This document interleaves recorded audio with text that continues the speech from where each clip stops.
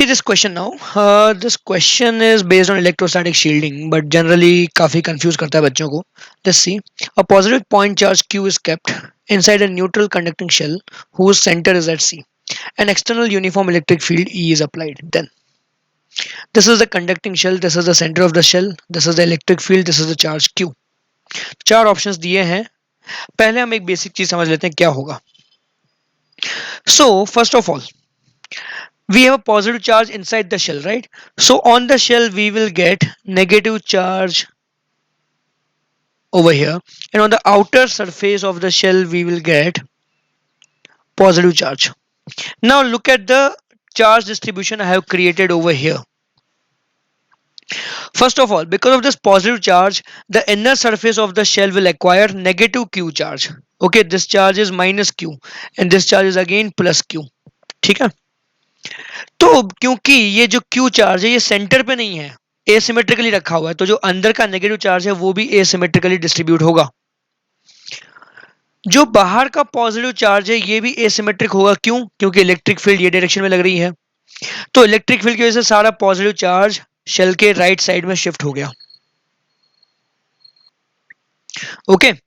Negative charge is shifting on the left because of this small Q charge inside. This positive charge on the outer surface is shifting towards right because of the external electric field. ठीक है. अब first point क्या बोल रहा है? Force on Q due to E is zero. तो ये साफ साफ गलत है. क्यों? Force on Q is still acting. Electric field is still creating the force on charge Q. Okay लेकिन जो आउटर पॉजिटिव चार्ज है ये अपनी फोर्स क्रिएट करेगा ऑपोजिट डायरेक्शन में. तो ये दोनों एक दूसरे को कैंसल आउट करेंगे. लेकिन जो इनर नेगेटिव चार्ज है ये एक और फोर्स क्रिएट करेगा.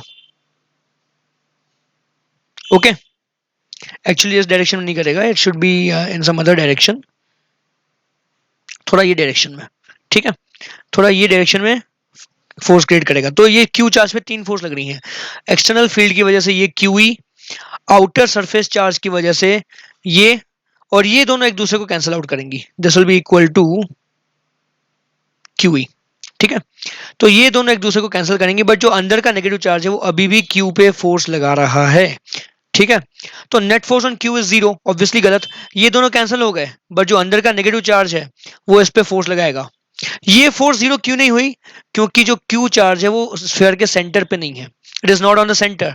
तो जो ये चार्ज है this is asymmetrically distributed and that's why it's creating a force on the charge Q.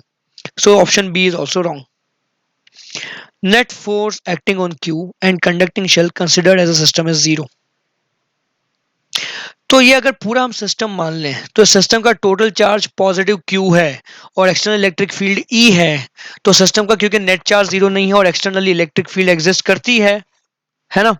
So in that case the net force will not be zero. तो ये भी गलत.